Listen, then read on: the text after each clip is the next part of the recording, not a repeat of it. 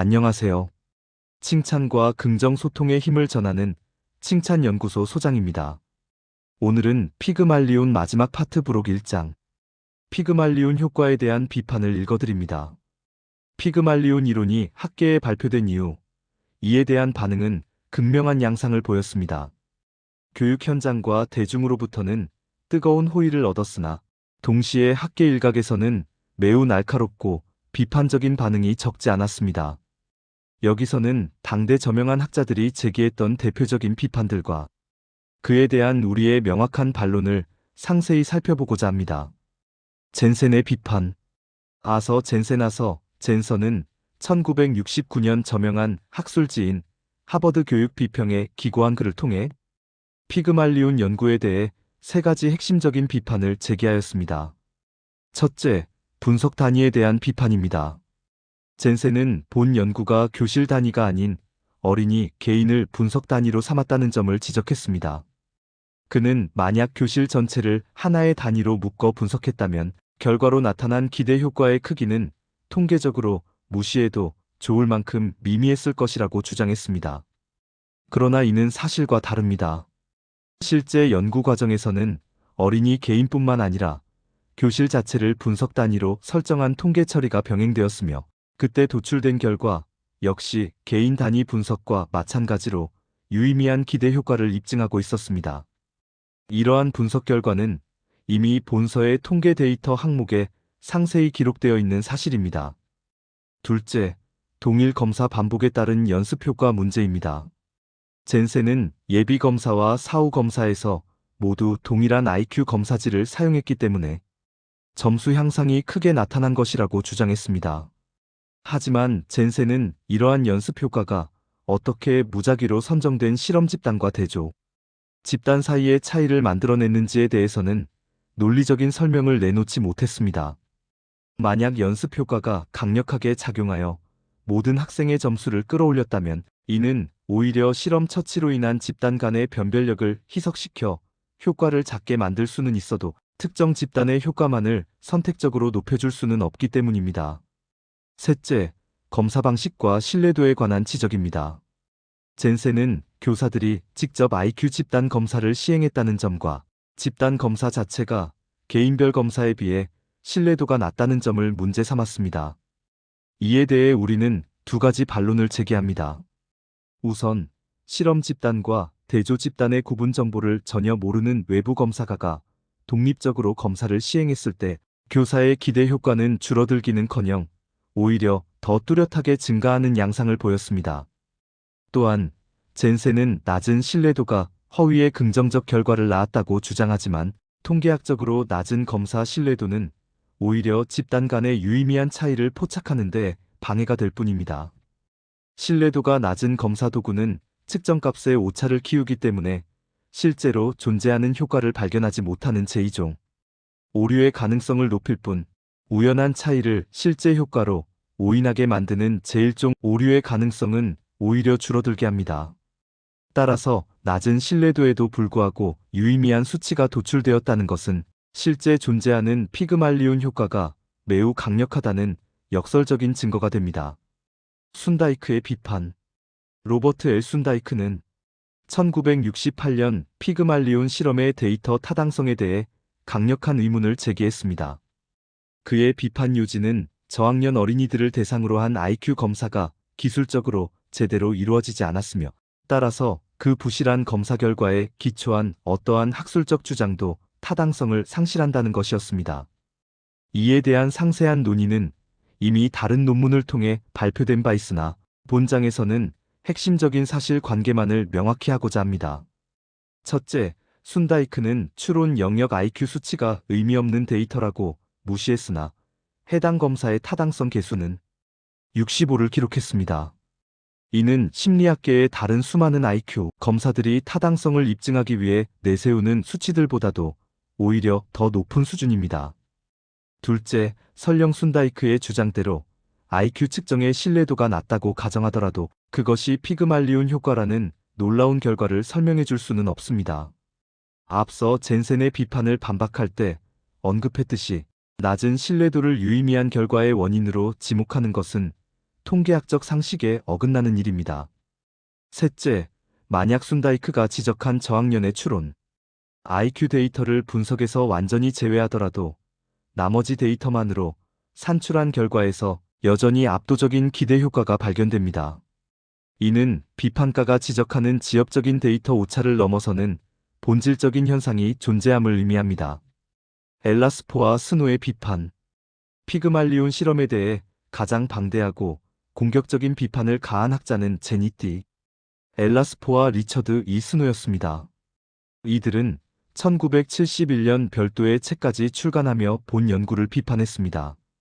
엘라스포와 스노는 피그말리온 연구의 원본 데이터를 확보하여 이를 8가지의 서로 다른 통계적 방식으로 변환하여 재분석했습니다. 이들의 분석 과정 중 일부는 매우 편향된 시각에 기반하고 있었습니다. 예컨대 자신들의 비판적 논리에 부합하지 않거나 영가설럴 하이파서서스에 배치되는 데이터는 임의로 무시해버리는 식의 접근을 취했습니다. 그러나 놀랍게도 그들이 어떤 변환 방식을 사용하든 피그말리온 실험에서 보고된 본래의 결과와 크게 다른 결과는 도출되지 않았습니다. 종합 IQ의 경우 온갖 변환 시도에도 불구하고 본 연구에서와 동일한 기대 효과를 입증하는 결과가 나타났습니다. 특히 언어 영역과 추론 영역 IQ를 분석했을 때는 그들의 다양한 변환 방식이 오히려 피그말리온 실험 원문에서 보고한 것보다 더 높은 기대 효과 수치를 내놓기까지 했습니다. 그럼에도 불구하고 엘라스포와 스노는 결론 부분에서 피그말리온 연구는 교사의 기대 효과를 입증하는데 실패했다고 선언하였습니다. 데이터 자체는 기대 효과를 지지하고 있음에도 불구하고 비판가들의 주관적인 결론이 객관적인 수치를 압도해버린 기묘한 사례라고 할 수 있습니다. 젠센의 새로운 비판. 1980년대에 들어서며 젠센은 다시 한번 피그말리온 효과를 신화라고 규정하며 비판을 제기했습니다. 그는 최근의 문헌개관을 통해 피그말리온 가설을 뒷받침한다고 알려진 실험들이 실제로는 IQ 검사가 아닌 학력 검사를 종속 별량으로 사용했기 때문에 증거로서 부적절하다고 주장했습니다. 하지만 젠센의 이러한 비판은 대단히 이중적인 잣대에 근거하고 있습니다. 그는 피그말리온 효과를 지지하는 연구들이 학력 검사를 썼다는 이유로 이를 증거에서 배제한 반면 정작 본인이 피그말리온 효과를 반박하기 위해 내세운 세계의 주요 연구 역시 IQ 검사가 아닌 학력 검사 성적을 종속 별량으로 삼고 있었습니다.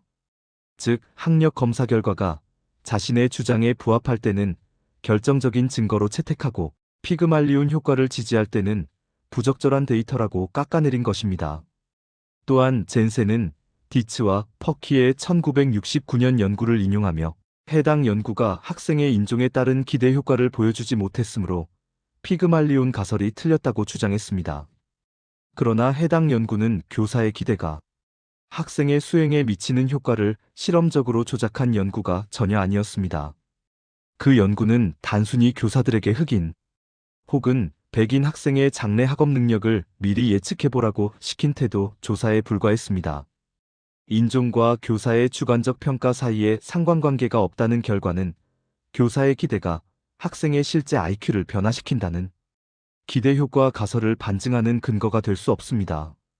무엇보다 디츠와 퍼키의 연구에서 교사의 기대는 연구의 원인이 되는 독립별량이 아니라 연구의 결과가 되는 종속별량이었습니다. 젠센이 기대 효과를 부정하기 위해 인용한 13건의 연구를 면밀히 검토해 본 결과 사건은 IQ 검사를 종속별량으로 쓰지 않았으며 1건은 교사의 기대를 독립별량으로 설정하지도 않았습니다. 학술적 논쟁에서 어느 정도의 오류는 발생할 수 있지만 젠센처럼 인용 오류율이 31%에 달하고 그 잘못된 데이터들을 오로지 자신의 편향된 가설에만 끼워 맞추려 한 시도는 학자로서의 객관성을 심각하게 훼손한 것이라 평가할 수밖에 없습니다. 더불어 젠센은 세뮤얼의 연구를 인용하며 해당 연구에서 나타난 변화량 중 단 6.3%만이 기대 효과에 의한 것이므로 이는 하찮은 수치라고 주장했습니다. 그러나 6.3%에서 6.4%라는 결정 계수의 의미를 젠센은 완전히 오해했습니다. 통계학적으로 이 정도의 변화량은 새로운 교육적 조치가 학생의 성공률을 기존의 37%에서 63%로 비약적으로 끌어올릴 수 있음을 의미하는 매우 강력한 수치입니다. 교육 현장에서 학생 절반 이상의 운명을 바꿀 수 있는 변화를 하찮은 것으로 무시하는 젠센의 시각은 통계의 실제적 영향력을 간과한 것입니다. 로젠탈의 비판, 피그말리온 효과 이론에 대해 가장 엄격한 비판적 시각을 견지해야 할 사람은 연구자 자신입니다. 나는 내 연구가 가진 몇 가지 방법론적 한계를 스스로 인정하고 보완하고자 합니다. 첫째, 초기 연구의 유의성 검정 과정에서 효과, 크기 이펙트 사이즈에 대한 정밀한 추정이 충분히 수반되지 않았다는 점입니다. 크기에 대한 정밀한 추정이 충분히 수반되지 않았다는 점입니다. 단순히 통계적으로 유의미하다는 사실을 넘어 그 효과가 실제 교육 현장에서 어느 정도의 파급력을 갖는지에 대한 계량적 보고가 더 풍부했어야 한다고 생각합니다. 둘째, 기술적인 측면에서 포괄적인 F 검정을 사용한 경우들에 대한 비판입니다. 분자의 자유도가 1보다 컸던 상황에서 도출된 F값들이 단순히 집단 간의 차이만을 보여주는지 아니면 우리가 기대했던 선형 추세를 정확히 따르고 있는지를 더 세밀하게 분석했어야 합니다. 특히 학년이나 우열반과 같은 요인들이 실험 처치와 결합했을 때 나타나는 선형적 상호작용 효과에 대해 선형 추세 대비 분석을 더 철저히 적용했어야 한다는 점을 스스로 지적하고자 합니다. 독자의 이해를 돕기 위하여 지금까지 피그말리온 효과 이론을 둘러싼 다양한 비판과 그에 대한 논쟁을 살펴보았습니다. 여기서 독자들이 주목해야 할 흥미로운 지점이 하나 있습니다. 이 이론에 대해 가장 격렬하고 집요한 비판을 제기한 집단은 통계학자도 실험, 사회심리학자도 일선의 교육 종사자들도 아니었다는 사실입니다.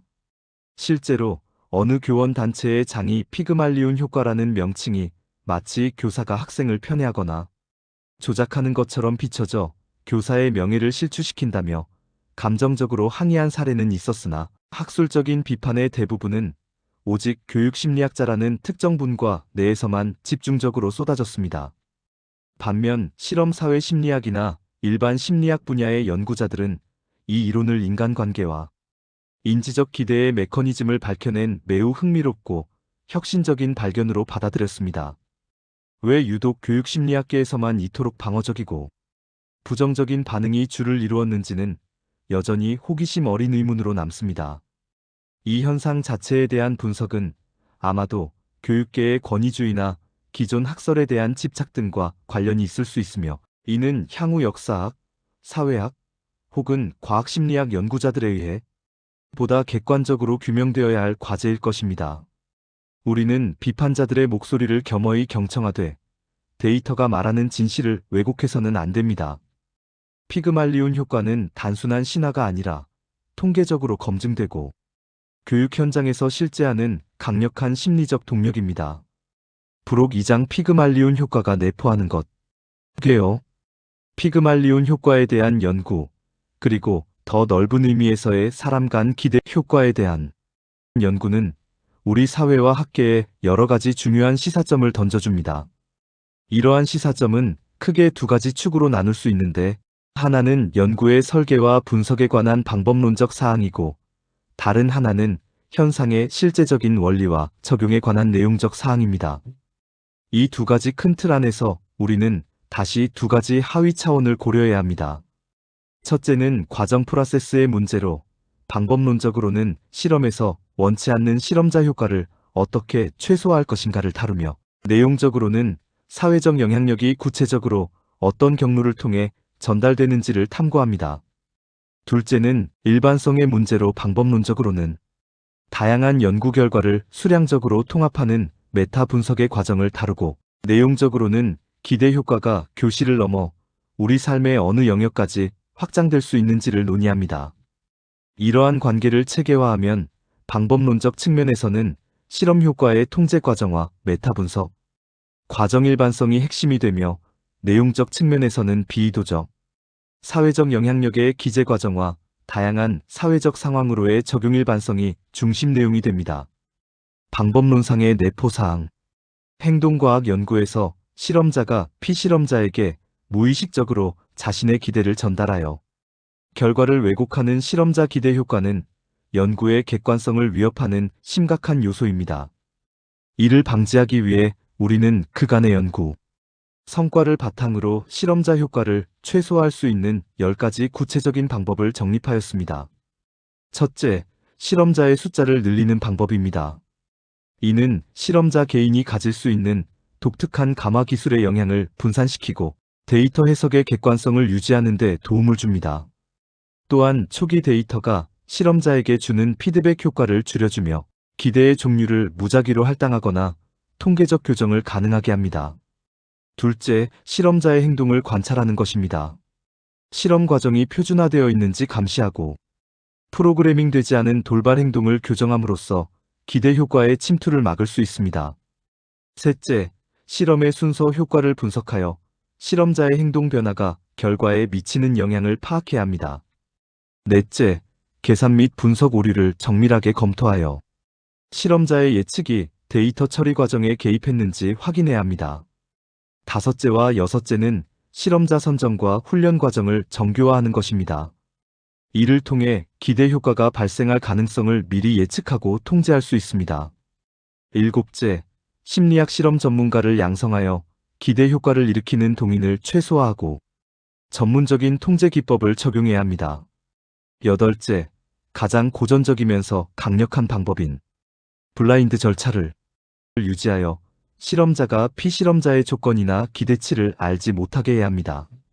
아홉째, 실험자와 피실험자 간의 직접적인 접촉을 최소화하여 비언어적 신호의 전달 가능성을 차단합니다. 마지막 10번째는 적절한 대조 집단을 활용하여 기대 효과가 실제로 어느 정도 발생했는지를 정밀하게 측정하는 것입니다. 방법론상의 내포사항, 일반성과 메타 분석의 도입, 피그말리온 이론이 발표된 초기, 시아도 바바와 모리스 제이, 실버 1968는 매우 비판적인 견해를 내놓았습니다. 그들은 당시까지 진행된 31건의 기대 효과 실험 중 오직 12건 약 39%만이 통계적으로 유의미한 수준의 결과를 보였을 뿐이라며 이 정도의 비율로는 기대 효과가 보편적이라고 주장할 수 없다고 비판했습니다. 그러나 이러한 비판에는 통계적 본질에 대한 오해가 숨어 있었습니다. 그들은 단순히 유의 수준 P값에 도달했는지 여부만 따졌을 뿐 각 연구가 보여준 효과의 크기나 누적된 증거의 힘을 간과했습니다. 연가설이 진실이라면 31건 중 12건이나 유의미한 결과가 나오는 것은 확률적으로 거의 불가능에 가깝습니다. 우리는 이를 계기로 개별 연구들을 수량적으로 종합하여 전체적인 경향성을 파악하는 메타 분석에 집중하게 되었습니다. 하버드 대학교의 패드릭 모스텔러와 로버트 R. 부시의 기초과정을 바탕으로 우리는 그동안 축적된 수백 건의 연구를 결합하여 분석했습니다. 우리가 실시한 7차례의 대규모 메타 분석 결과는 매우 놀라운 일관성을 보여줍니다. 1968년 초기 연구 35건 중 40%가 유의미한 결과를 보였던 이래로 연구의 숫자가 444건으로 12배 이상 늘어난 1990년 시점에도 전체의 39%가 유의미한 기대 효과를 나타냈습니다. 상세 데이터를 살펴보면 실험실 상황에서의 유의 실험 비율은 1960년대 말 35%에서 1990년대까지 35% 수준으로 매우 안정적으로 유지되었습니다. 주목할 점은 교실, 치료실, 직장 등 일상생활 상황에서의 결과입니다. 1969년 36%였던 일상생활 기대 효과의 유의미한 비율은 1990년 45%까지 지속적으로 상승했습니다. 이는 피그말리온 효과가 단순히 통제된 실험실의 인위적인 현상이 아니라 실제 사회적 상호작용이 일어나는 현실 세계에서 더욱 강력하고 보편적으로 작동하고 있음을 증명합니다. 특히 1971년 베이커와 크리스트가 독자적으로 수행한 교사 기대 효과 연구 리뷰에서도 37%의 유의미한 비율이 도출되었는데 이는 우리의 데이터인 38%와 거의 일치하는 수치로 분석의 객관성을 뒷받침합니다. 우리는 이러한 메타 분석을 통해 단순히 유의미한 결과가 있는지 뿐만 아니라 기존의 유의미한 결론을 뒤집기 위해 얼마나 많은 실패한 연구 파일, 박스 문제가 필요한지를 계산함으로써 이론의 견고함을 입증했습니다. 내용상의 내포사항, 과정과 사요소 이론, 기대 효과가 실제 지적 수행 능력의 향상으로 이어지는 구체적인 과정에 대해 우리는 사요소 이론을 통해 그 메커니즘을 설명합니다. 교사가 특정 학생에게 높은 기대를 품게 되면 다음과 같은 4가지 비이도적인 행동 변화가 일어납니다. 첫째는 분위기 요소입니다. 교사는 기대를 거는 특별 학생들을 대할 때 좀 더 따뜻하고 수용적인 심리적 분위기를 형성합니다. 이는 말의 내용보다는 목소리의 톤, 표정, 시선 처리와 같은 비언어적 신호를 통해 학생에게 전달됩니다. 둘째는 피드백 요소입니다. 교사는 특별 학생의 수행에 대해 더 구체적이고 세분화된 언어적 비언어적 피드백을 제공합니다. 단순히 칭찬하거나 질책하는 것이 아니라 학습 과정에 실질적인 도움이 되는 정교한 반응을 보입니다. 셋째는 입력 요소입니다. 교사는 자신이 똑똑하다고 믿는 학생에게 더 많은 학습량을 부과하고 더 어려운 난이도의 내용을 가르치는 경향이 있습니다. 이는 학생에게 더 높은 지적 자극을 제공하는 결과로 이어집니다. 넷째는 출력 요소입니다. 교사는 특별 학생에게 질문에 답할 기회를 더 자주 주며 답변을 생각할 시간도 더 충분히 할애합니다. 이러한 기회의 차별적 제공은 학생의 능력을 발현시키는 결정적인 통로가 됩니다. 이러한 4가지 요소는 서로 유기적으로 결합하여 학생의 자아 개념을 변화시키고 학습 동기를 유발하며 최종적으로 지적 성장을 이끌어냅니다. 기대 효과 연구를 위한 10개의 화살 모델. 우리는 기대 효과의 복잡한 역동성을 이해하기 위해 10개의 화살 모델이라는 경로 분석 틀을 고안하였습니다. 이 모델은 시간의 흐름에 따라 변수들 사이의 관계를 규명합니다. 모델의 구성 요소는 크게 5가지입니다. A 기대자나 P 기대자의 성별, 사회적 지위, 개성 등 안정적인 특징을 나타내는 말단 독립별량 B. 인위적으로 형성된 기대를 뜻하는 중앙부 독립별량 C 기대가 전달되는 비언어적 과정을 뜻하는 중재별량 D 상호작용 직후의 행동 변화를 뜻하는 중앙부 종속별량 그리고 이 1년 뒤의 IQ 변화와 같은 장기적 결과를 뜻하는 말단 종속별량입니다. 이 모델 속의 10개의 화살 관계는 각각 다음과 같은 의미를 지닙니다. A-B 관계 기대를 조작하지 않은 자연 상태에서 교사의 기대와 학생의 원래 지능 사이의 상관관계를 보여줍니다. 실험에서는 이 관계를 0으로 만들어야 기대 효과의 순수한 힘을 측정할 수 있습니다. AC-AD-AE 관계 교사나 학생의 인종, 성별과 같은 고정된 특성이 교사의 행동 시이나 학생의 즉각적 반응 뒤 혹은 장기적 성과에 미치는 영향을 나타냅니다. BC 관계 교사의 마음속 기대비가 어떻게 구체적인 행동 시유로 변모하는지를 보여주며 앞서 언급한 사요소 이론이 이 화살을 설명하는 핵심입니다. BD-BE 관계 교사의 기대가 학생의 즉각적 행동 변화디나 장기적 지적 성장을 얼마나 이끌어냈는지를 보여주는 기대 효과의 본질적인 지표입니다. CD-CE 관계 교사의 특정 행동 시 학생의 수행 뒤 이과 어떤 상관을 갖는지 보여줍니다. 다만 교사의 행동을 단순히 모방한다고 해서 동일한 결과가 나오는 것은 아니기에 신중한 해석이 필요합니다. DE 관계 학생 행동의 시간적 안정성과 예측 타당도를 나타냅니다. 이 모델에서 가장 핵심적인 축은 BC-BD-CD의 연쇄입니다. 만약 교사의 기대가 특정 행동 X를 증가시키고 BC, 그 행동 X가 학생의 성과와 관련이 있다면 CD, 우리는 행동 X를 기대 효과의 결정적인 중재 변수라고 확신할 수 있게 됩니다. 비언어적 신호에 대한 민감도 측정. 기대 효과의 전달은 주로 비언어적 경로를 통해 이루어집니다. 따라서 우리는 PONSPR of Nonverbal Sensitivity라는 도구를 개발하여 사람들이 비언어적 정보를 얼마나 민감하게 받아들이고 명확하게 전달하는지를 측정하였습니다. 우리의 모델은 사람을 발신의 명확도와 수신의 민감도라는 2가지 방향량을 가진 존재로 묘사합니다. 얼굴 표정, 몸짓, 목소리의 억양 등 다양한 비언어적 경로에서 각 개인이 가진 능력치는 서로 다릅니다. 예를 들어 청각적 경로 억양을 통해 기대를 가장 잘 전달하는 교사와 청각적 신호에 가장 예민하게 반응하는 학생이 만났을 때 피그말리온 효과는 극대화됩니다. 이러한 개별적인 소통 경로의 특성을 정확히 측정하고 매칭할 수 있다면 우리는 교육이나 치료 현장에서 어떤 사람들의 조합이 가장 긍정적인 변화를 이끌어낼 수 있을지 과학적으로 예측할 수 있게 될 것입니다. 일반성 사회 모든 영역으로의 확장. 피그말리온 효과는 이제 교실과 실험실을 넘어 보편적인 사회 현상으로 인정받고 있습니다. 이를 행동 확증이라는 새로운 용어로 정의하기도 합니다. 체육 분야에서는 코치의 기대가 선수의 윗몸 일으키기, 횟수나 달리기 속도와 같은 물리적 수행 능력에 영향을 미친다는 것이 증명되었습니다. 심리치료 현장에서는 상담사의 확신이 환자의 회복 속도를 결정하며 직장에서는 관리자의 기대가 부하 직원의 생산성을 좌우합니다. 더 나아가 우리는 이 일반성을 더 넓은 법적, 의료적 영역으로 확장하여 탐구하고 있습니다. 판사의 유죄 확신이 배심원의 판결에 미치는 영향, 말기 환자의 수명에 대한 의사의 기대가 실제 생존 기간에 미치는 영향 등은 기대 효과가 우리 삶의 가장 결정적인 순간들까지 지배하고 있을 가능성을 시사합니다. 결국 피그말리온 효과에 대한 연구는 우리에게 다음과 같은 무거운 책임감을 부여합니다.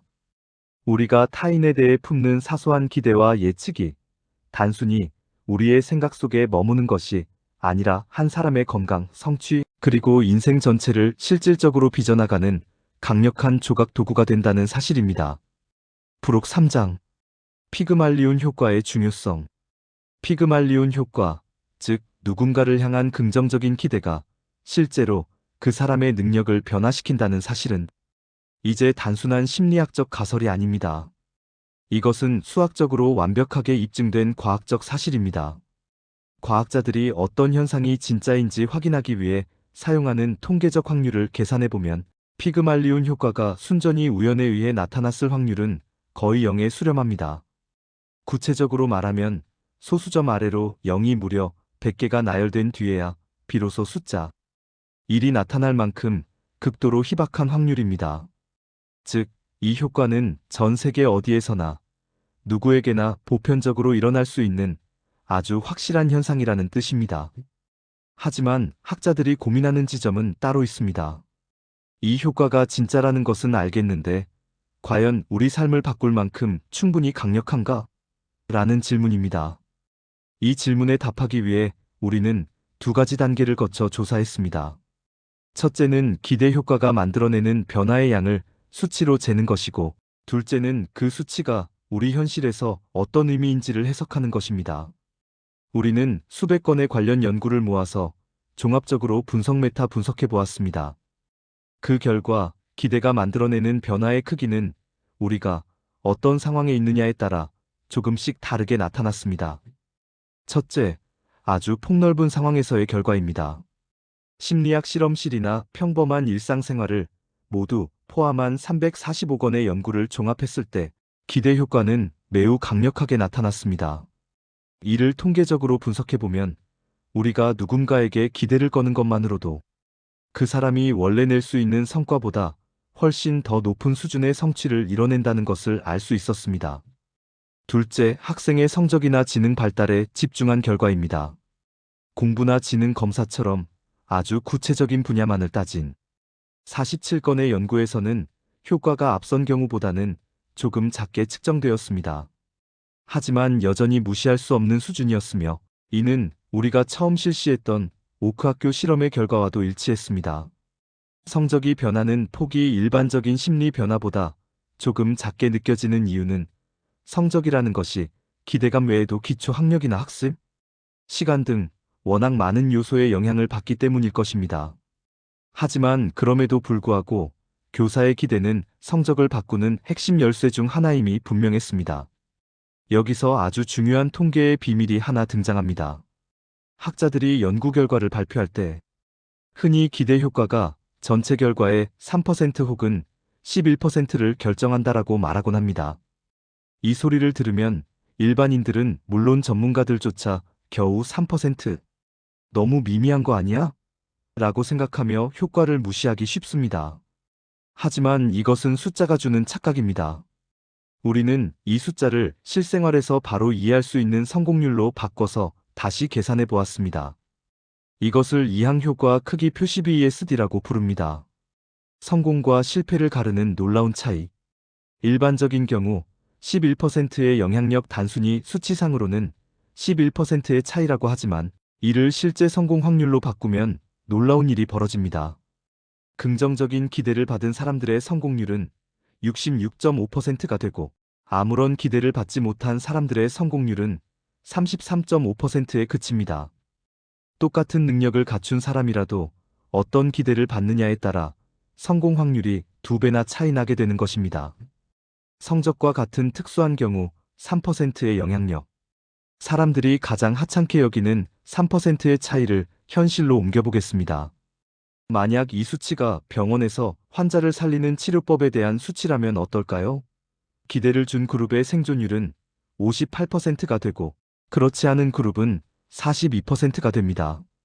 100명 중 16명의 생명을 더 살릴 수 있는 엄청난 수치입니다. 사망률을 58%에서 42%로 뚝 떨어뜨리는 치료법을 작은 효과라고 말할 수 있는 의사는 아무도 없을 것입니다. 결국 통계책에 적힌 작은 숫자들은 현실 세계로 나오는 순간 수만 명의 학생을 우등생으로 만들고 수만 명의 환자를 살려낼 수 있는 어마어마한 에너지를 품고 있는 셈입니다. 3%의 변화는 결코 작은 것이 아니라 한 사람의 인생을 성공과 실패의 갈림길에서 구원할 수 있는 충분한 힘입니다. 부록 4장. 새로운 시작. 우리가 처음 피그말리온 실험을 통해 교사의 기대가 아이의 머리를 좋게 만든다는 것을 발표한 이후로 수많은 시간이 흘렀습니다. 그동안 전 세계의 수많은 과학자가 우리 뒤를 이어 연구를 계속해왔습니다. 덕분에 우리는 이제 사람이 다른 사람에게 어떻게 무의식적으로 신호를 보내는지, 격려의 눈빛 하나가 어떻게 아이의 뇌를 자극하는지 예전보다 훨씬 더 자세히 알게 되었습니다. 물론 아직도 우리가 모르는 부분은 산더미처럼 쌓여 있습니다. 왜 어떤 아이는 기대에 더 민감하게 반응할까? 기대를 효과적으로 전달하는 가장 좋은 방법은 무엇일까? 같은 질문들은 여전히 완벽한 답을 찾지 못했습니다.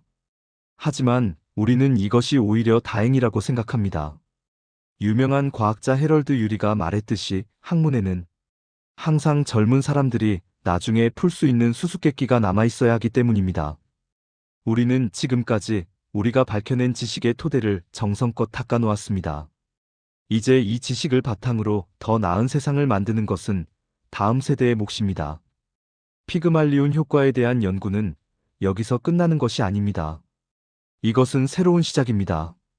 우리가 누군가를 믿어주는 마음이 단순히 기분 좋은 응원을 넘어 그 사람의 지능을 바꾸고 인생을 재창조하는 실질적인 도구가 된다는 사실을 우리는 잊지 말아야 합니다. 이 연구가 남긴 가장 큰 교훈은 우리 모두가 서로의 인생을 멋지게 빚어낼 수 있는 조각가라는 사실입니다. 기대와 칭찬의 힘. 피그말리온 효과 마무리합니다. 들어주셔서 감사합니다. 좋아요, 구독 부탁드립니다. 칭찬의 온도도 많이 사랑해주세요.